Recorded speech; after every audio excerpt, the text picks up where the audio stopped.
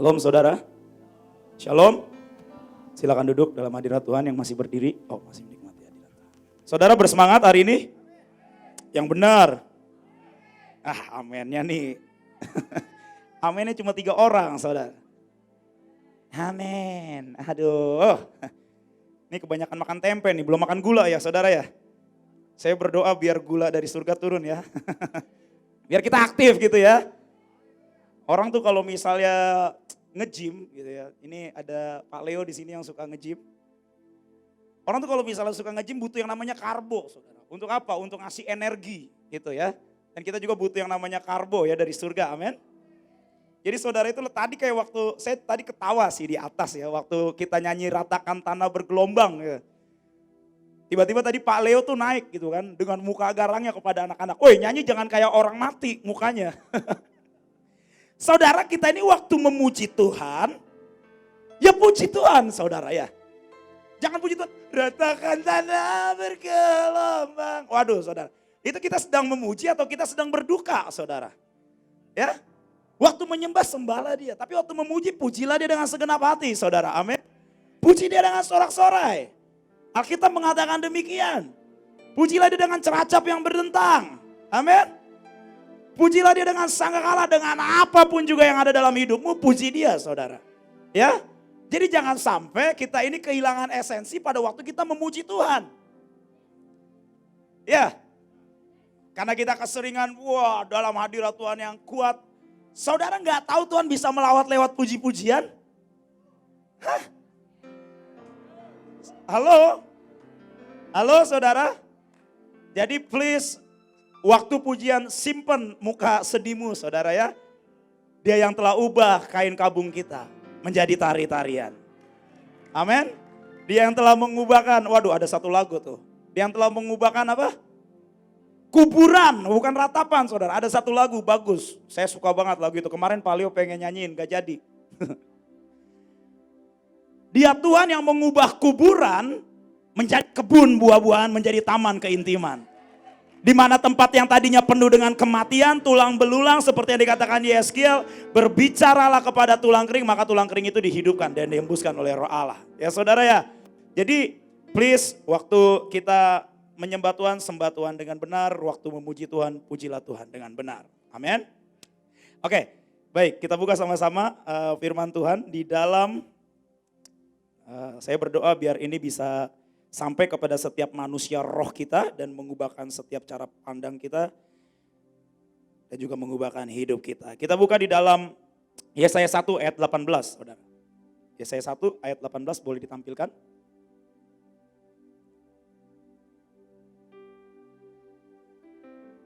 Oke, saya lihat di layar kumis saya kayak lele ya. Cuma di sampingnya doang. Ada, gak apa-apa, lupa cukur saudara. Oke, kita baca ya sama-sama ya. 3, 2, 1. Marilah, baiklah kita berperkara. Firman Tuhan. Oke, sampai di situ aja saudara ya. Kalau kita pasti pengennya sekalipun dosamu merah seperti kirmizi akan menjadi putih seperti salju. Sekalipun berwarna merah seperti kain kesumba akan menjadi putih seperti bulu domba. Itu kan yang kita suka, betul ya. Setiap kali kita datang kepada Tuhan, dosa kita diputihkan, betul kan? Kita habis bikin dosa semau kita habis marah, kita habis kecewa, kita habis ngomongin pemimpin, ngomongin apapun juga, apa yang kita bisa omongin, wah kita omongin semuanya. Kemudian waktu datang ke tempat ini, kita datang dan kita berkata, Tuhan sekalipun dosaku merah seperti kain kirmizi, sucikan seperti bulu domba. Bukankah firman-Mu yang berkata? Tapi tunggu dulu saudara. Di dalam Yesaya 1 ayat 18 bagian A dikatakan, marilah, baiklah kita berperkara, firman Tuhan. Artinya kalau dia yang berfirman, ini dari pihak siapa saudara? Ini dari pihak siapa?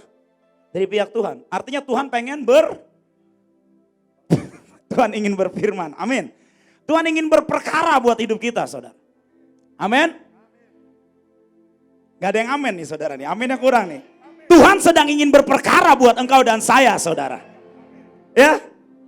Jadi kalau saudara berpikir Tuhan itu cuma Tuhan yang membelai, Tuhan yang memeluk, Tuhan yang penuh kasih. Ada satu pribadi di mana dia berkata, marilah kita berperkara. Dia Tuhan yang cari perkara atas hidupmu saudara. Saudara ngerti nggak arti kata perkara, saudara? Tahu nggak sih arti kata perkara? Hah? Kan ada yang nyanyi kan, banyak perkara yang tak dapat ku mengerti. Suka dirubah lagunya, cari perkara. Tapi firman Tuhan yang mengatakan bahwa Tuhan, dia pribadi yang cari perkara dalam hidupmu. Saudara. Dia berkata, ayo kita berperkara. Sebelum dosamu dihapuskan, ayo kita berperkara dulu. Ayo kita ngobrol dulu. Ayo kita berurusan dulu. Arti kata perkara itu adalah masalah, persoalan, kasus atau urusan yang harus dibereskan dalam hidup kita, saudara. Saya nggak tahu apa masalahmu hari-hari ini, apa kasus yang sedang terjadi dalam hidupmu, apa urusan di hidupmu hari-hari ini, saya nggak tahu. Tapi berperkara itu mengatakan bahwa Tuhan sedang pengen bereskan itu dalam hidupmu. Amin, saudara. Amin. Saudara siap untuk Tuhan berperkara dalam hidupmu? Saudara siap Tuhan berperkara atas pelayananmu? Saudara siap Tuhan berperkara akan urusan rumah tanggamu?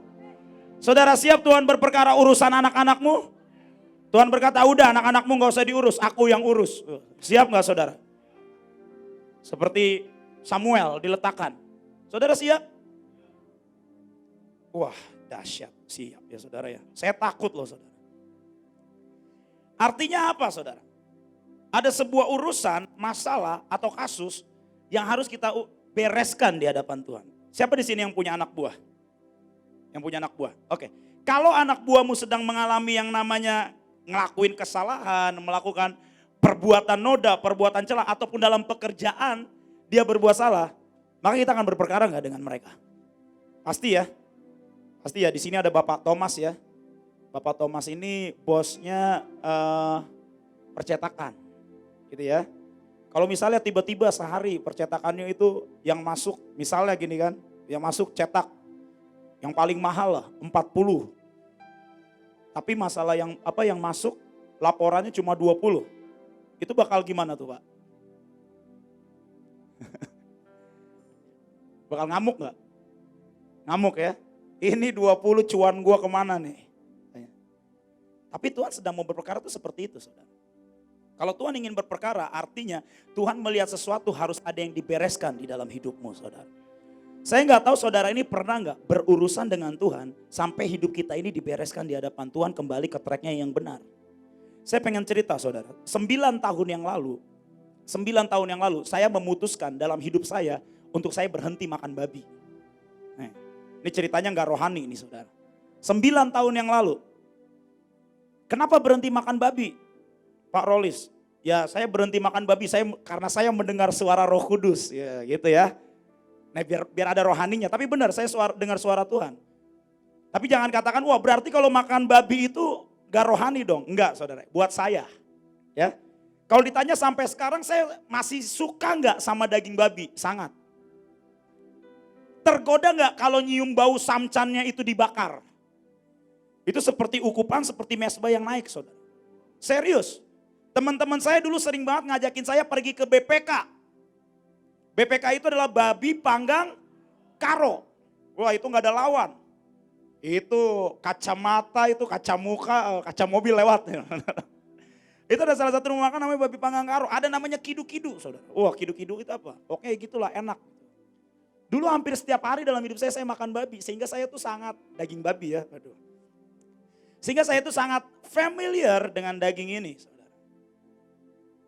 Jadi 9 tahun yang lalu Tuhan berkata tiba-tiba, Rolis, khususkan dirimu dan kau berhenti makan babi. Makan daging babi. Saya itu gitu saudara. Kalau misalnya Tuhan ngomong apa, oke Tuhan, saya berhenti. Dan saya benar berhenti saudara. Sampai tiba waktunya, waktu saya 1 tahun setelah saya berhenti tidak makan daging, daging diberkati itu.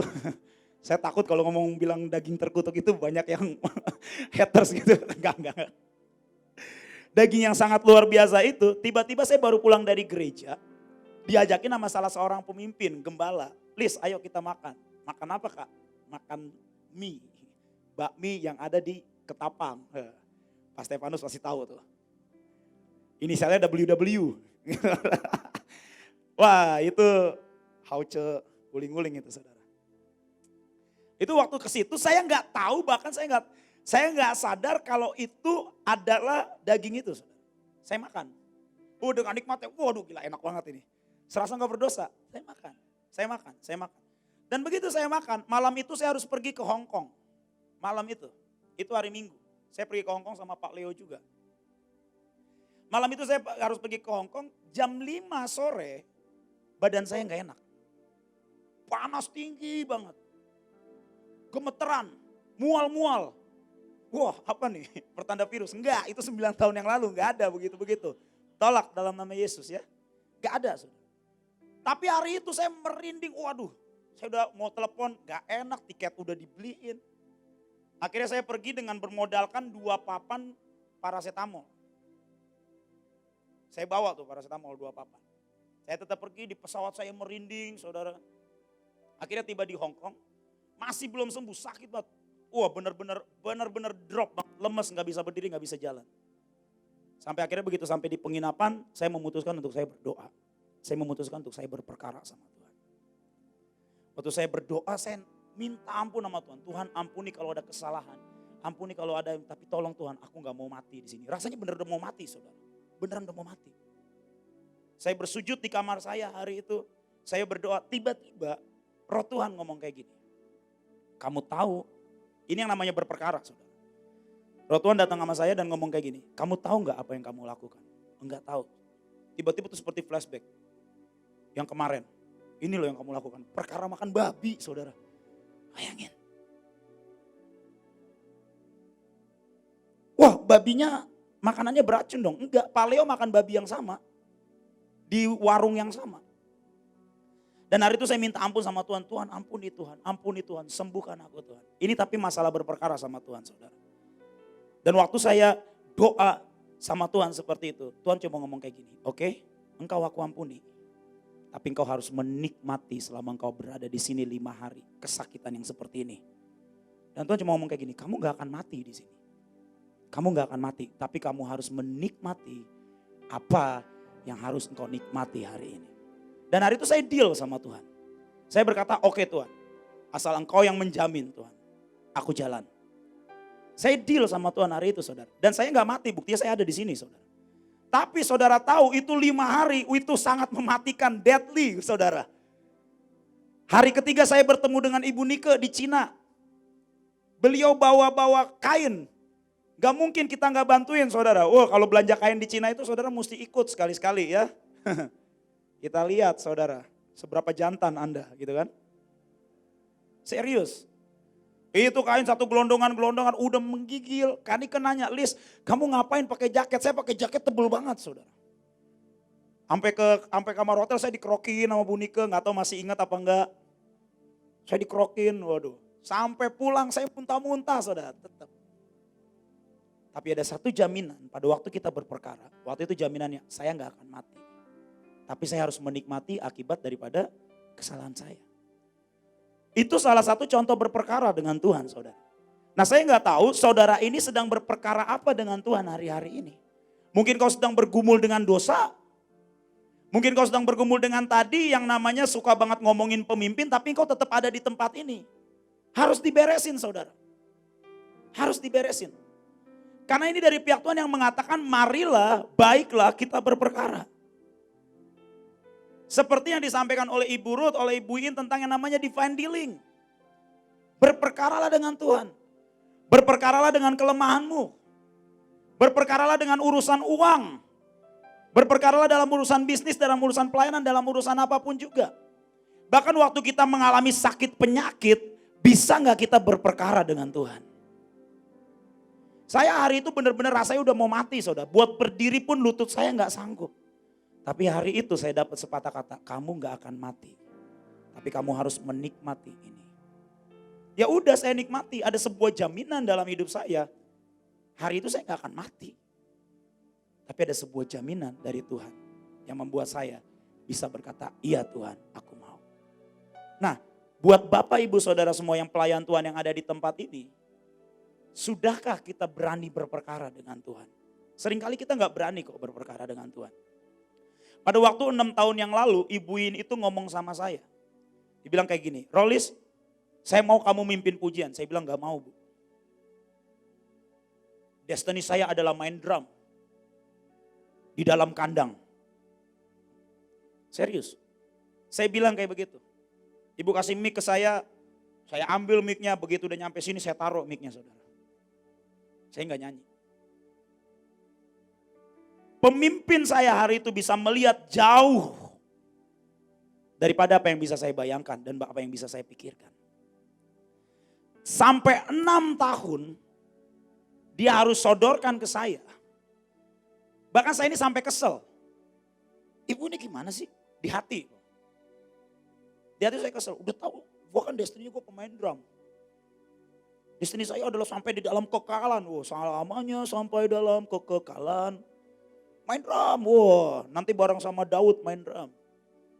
Padahal sesungguhnya ada panggilan yang jauh lebih mulia lagi yang Tuhan percayakan untuk menjadi pelayan tahta, untuk membawa surga turun ke bumi. Dan hari itu saya gak mau.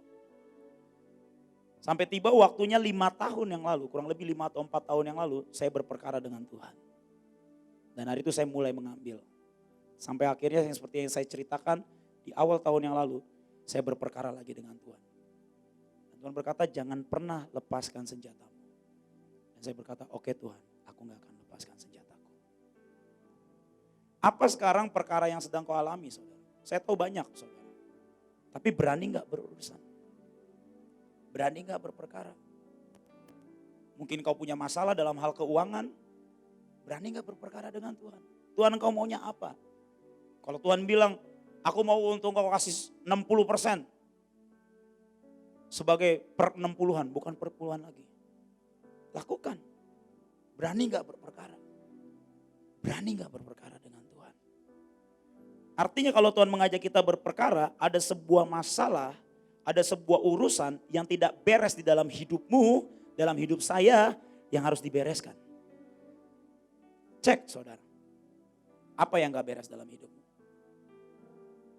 Cek apa yang harus dibereskan dalam hidupmu hari-hari ini. Cek. Apalagi kemarin waktu kita ngalamin 4 hari, begitu banyak yang dilimpahkan dalam hidup kita. Kalau kita gak berperkara sama Tuhan, kita gak akan bisa pakai saudara. Sayap kita gak akan bisa pakai kok. Sumur kita gak akan pernah bisa gali kok kalau kita gak berperkara dengan Tuhan. Cincin kita gak akan pernah tahu artinya kok. Itu sebabnya kenapa kemarin itu tindakan profetiknya tuh cuma sedikit aja. Karena kebanyakan orang begitu terima benda-benda yang profetik tuh nyampe rumah udah. Banyak yang gak tahu, yang penting dapet. Selendang apapun juga yang dibagikan. Kenapa kemarin cuma dibatasi 12 orang? Supaya masing-masing orang benar-benar berperkara dengan Tuhan. Sumur apa yang kau dapatkan? Coba kalau misalnya semuanya dibagikan dompet di tempat ini, nyampe rumah didoain gak saudara? Belum tentu saudara. Saya waktu itu pernah dapat dari Ibu Iin. Ibu Iin berkata ini adalah money covenant. Itu tahun berapa ya money covenant yang pertama ya? 10 tahun lebih yang lalu, saudara. 10 tahun yang lebih kurang lebih dapat money covenant dan saya bawa sama Tuhan. Tuhan, ini mau diapain? Tuhan bilang tulis perjanjian di dalam duit itu. Hari-hari itu saya duit lagi kekurangan banget, saudara. Percayalah. Yang namanya PK gaji gak akan pernah cukup, saudara. Dan waktu itu Tuhan berkata kayak gini, tulis di dalam situ. Kemudian apa? Minta gembalamu untuk tanda tangan dan stempel. Saya datang ke Ibu Iin, Bu tolong Bu, tanda tangani dan stempel. Dan itu saudara, sampai hari ini, itu duit masih ada di dompet saya. Setiap kali saya buka, Tuhan terima kasih dompetku gak pernah kering. Terima kasih Tuhan ATM gak pernah kering. Gak pernah kering. Itu berperkara saudara. Itu berperkara. Pak ATM-nya gak pernah kering, bener Pak? Bener gak pernah kering. Siapa di sini yang ATM-nya pernah sampai 0 saudara? Ada? Pernah ya? Penari khususnya pernah gak? Banyak ya? Oh MOG? Pernah? Ya Firma ya, Obaja ya. Saya juga pernah. Tapi sejak itu, begitu saya tahu tentang yang namanya money covenant dan saya berperkara sama Tuhan, sampai hari ini, saya gak pernah kering saudara. Gak pernah kering. Sampai akhir bulan gak pernah kering saudara. Percayalah saudara. Dari setiap penghasilan, apapun juga yang saya terima setiap bulan, untuk bayar-bayar tagihan, bayar rumah, bayar macem-macem. Itu begitu terima setiap bulan, Hari kedua udah gak ada sebenarnya. Udah lewat. Tapi begitu saya tahu saya harus berperkara soal keuangan waktu itu dengan Tuhan. Ini versi saya saudara ya. Tapi Tuhan dia Allah El Shaddai buat hidup saya. Saya gak pernah kekurangan. Gak pernah kekurangan. Pada waktu Tuhan berkata lewat Ibu In sama saya. Lis, destiny kamu adalah bangsa-bangsa. Saya gak percaya. Beneran saya gak percaya saudara. Kenapa? Saya ini anak penjual ikan asin. Kemarin abang saya tuh Holmes tuh ya. Kan disuruh angkat roti apa? Tentang mental kemiskinan. Dalam hati saya gak terima gitu. Enak aja lu gak pernah jualan, gue yang jualan. Ngalamin miskinnya sama gak sama? Wah, kalau kata orang Jawa balung kere dulu saudara. Yang gak ngerti balung itu tulang gitu ya. Tulangnya tuh miskin.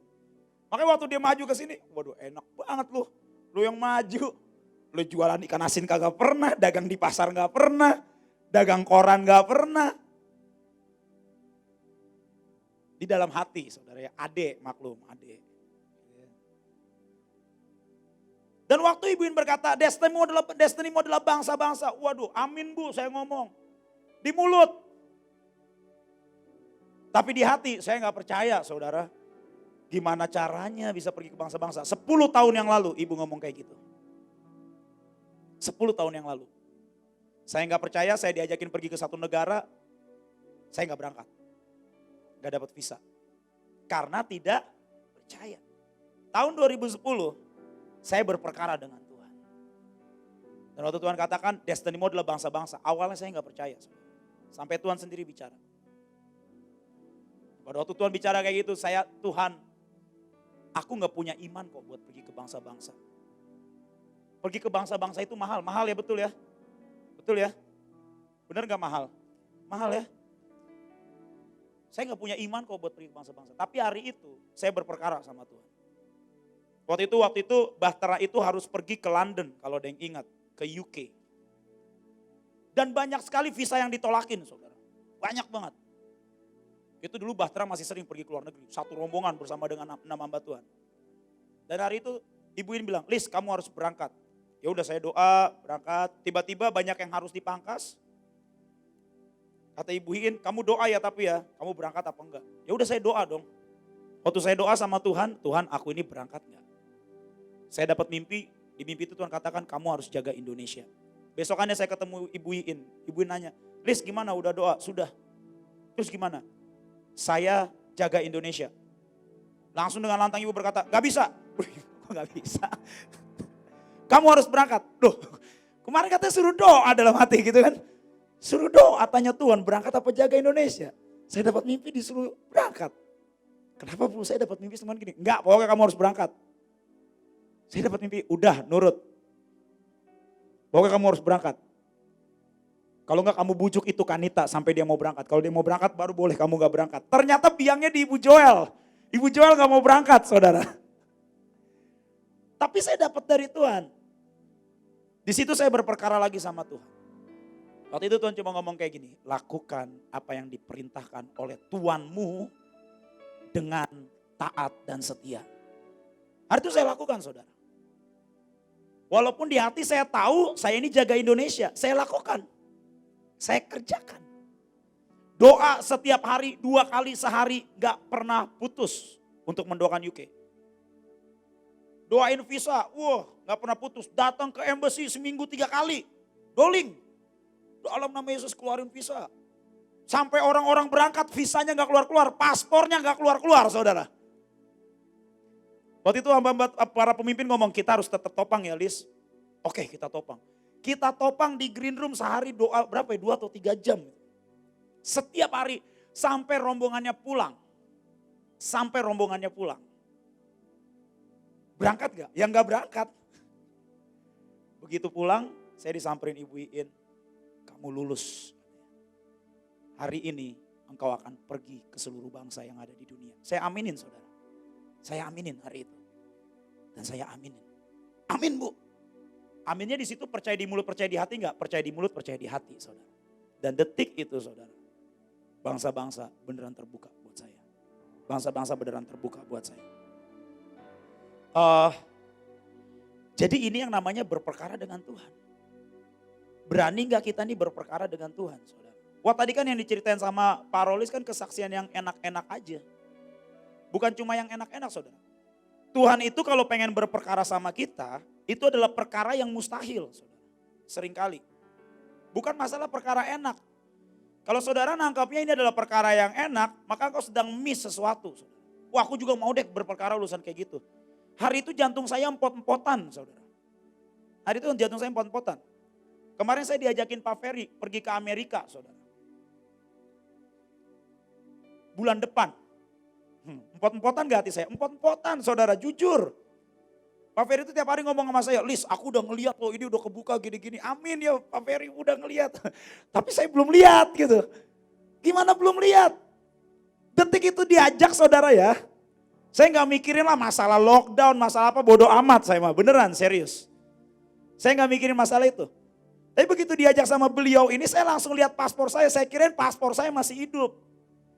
Pas saya lihat udah mati tahun kemarin. Gak cuma itu visa saya juga udah mati. Nah kira-kira ini perkara yang apa nih saudara? Perkara mudah saudara ya. Gak ada yang mustahil gitu. Tapi itu berperkara dengan Tuhan. Amin. Jadi ayo. Kalau misalnya engkau melihat orang sakit di rumahmu. Bagaimana caramu berperkara sama Tuhan? Ayo gimana saudara?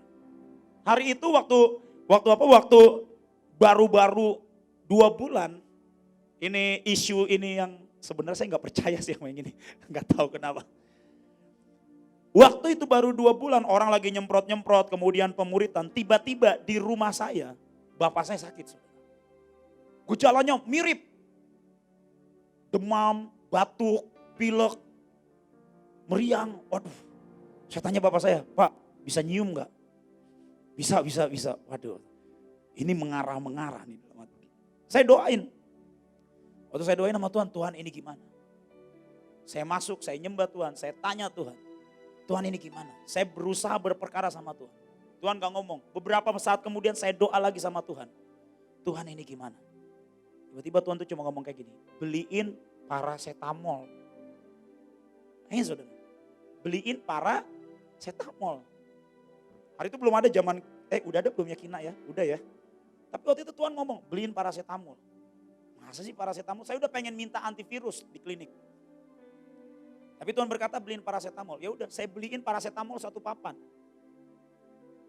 Saya tanya lagi, Tuhan ini minumnya berapa kali? Minum 2 kali. Ya udah, saya turutin. Pak, minumnya 2 kali ya, pagi sama malam. Udah, pagi ini sama nanti malam, besok gak usah minum. Pagi diminum, malam diminum. Besokannya beliau bangun jam 4 pagi, masak saudara. Saya tanya, Pak masih pusing? Enggak. Badannya udah enak? Enak. Masih demam? Enggak. Nih lagi masak. Bangun jam 4 pagi, masak nyanyi. Ku bersyukur kepadamu sumber pengharapanku. Setiap pagi bapak saya nyanyiin lagu itu saudara. Saya lagi tidur bangun-bangun udah nyium aroma masakan. Saya buka jam 4 pagi, jam saya doa saudara, bayangin. Ini orang udah masak. Itu namanya berperkara sama Tuhan. Bisa gak kita berperkara sama Tuhan mulai dari urusan yang sepele sampai urusan yang supranatural dalam hidup kita saudara. Amin. Amin. So mari ini mungkin firman yang ringan tapi seringkali orang itu lewatkan dalam hidupnya.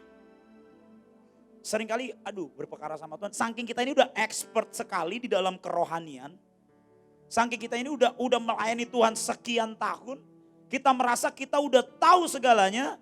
Kita merasa kita udah tahu jalurnya. Kita udah ngerasa bahwa kalau setiap kali saya ngalamin ini, saya deklarasi ini, maka itu akan jadi. Semuanya terpola, terpattern dengan sedemikian rupa, sehingga kita lupa untuk kita urusan berperkara pribadi demi pribadi dengan Tuhan. Dia itu pribadi, saudara. Dia itu pribadi. Kita nggak bisa datang sama Tuhan dengan gaya kita yang seenak-enaknya kita waktu kita hampiri Tuhan. Wah Ibu In bilang harus punya songong sedikit. Saudara kalau nangkapnya songong di hadapan Tuhan, songong. Wah diludahin saudara sama Tuhan. Maksudnya songong itu kita datang dengan penuh keberanian. Kita datang dengan kita tahu diri siapa kita di hadapan Tuhan. Seperti mana berkata, marilah kita hampiri tahta kasih karunia dengan keberanian. Bukan petantang-petenteng maksudnya saudara. Di hadapan iblis, di hadapan manusia kita tahu siapa kita. Itu beda. Dan waktu kita datang di hadapan Tuhan berperkara sama Tuhan, itu juga beda. Kita berpikir saking lamanya kita melayani Tuhan, wah ini caranya gini.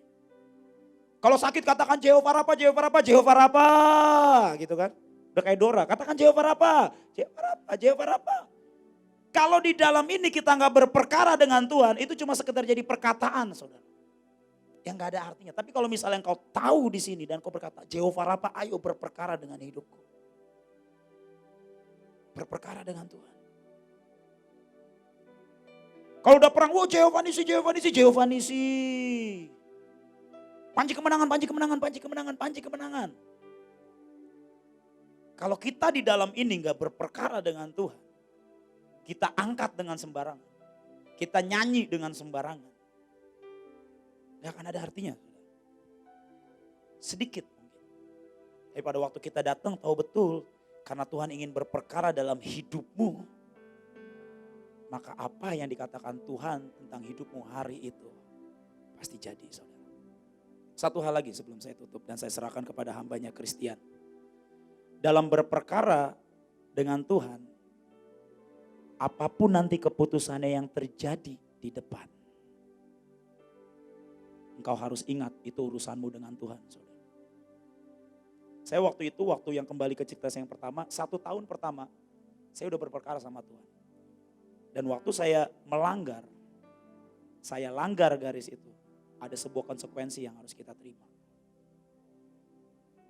Saya ngomong ini maksudnya gimana? Supaya nanti pada waktu kita sudah buat kesepakatan dengan Tuhan, dengan apapun juga yang akan kita kerjakan di depan, jangan sampai nanti kita menjadi marah dan kecewa sama Tuhan. Saudara, jangan sampai. Kalau kita ngalamin sesuatu yang buruk dalam hidup kita, itu gak pernah kok dari pihak Tuhan. Tuhan yang berkata, baiklah, marilah kita berperkara. Setelah kita berperkara, kemudian dikatakan, sekalipun dosamu merah, seperti kain kirmisi, aku akan memutihkannya seperti bulu domba. Akan diputihkan seperti salju. Tapi setelah kita berperkara. Saya gak tahu seberapa banyak di antara Anda yang hari ini sedang mengalami apapun dalam hidupmu. Perkara apa yang kau sedang mau bereskan dengan Tuhan hari ini. Tapi boleh gak ambil waktu 1 menit, 2 menit, atau 3 menit berurusan dengan Tuhan. Berurusan dengan Tuhan. Berurusan dengan Tuhan. Engkau yang punya masalah di pelayanan, masalahmu selalu sama, itu mulu setiap tahun.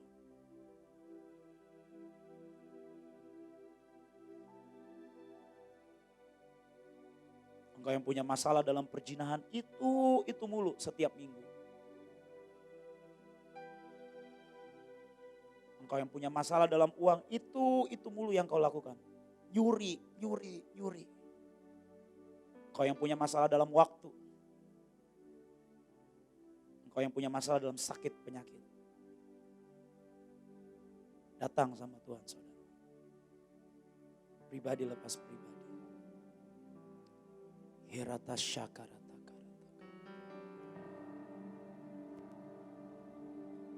Mari Tuhan, mari Tuhan. Mari Tuhan, mari Tuhan.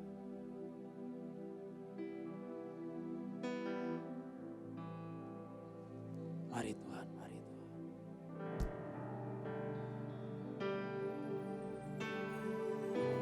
Mari Tuhan, mari Tuhan.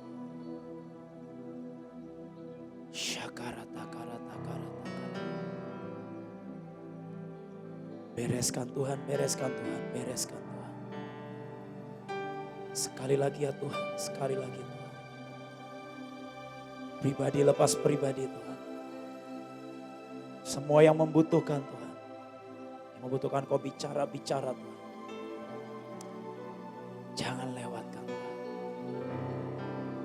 Demi nama Tuhan Yesus, Mari saudara, doa, doa, doa, doa. Syakarata karata karata. Terima kasih Tuhan, terima kasih Tuhan. Terima kasih Tuhan.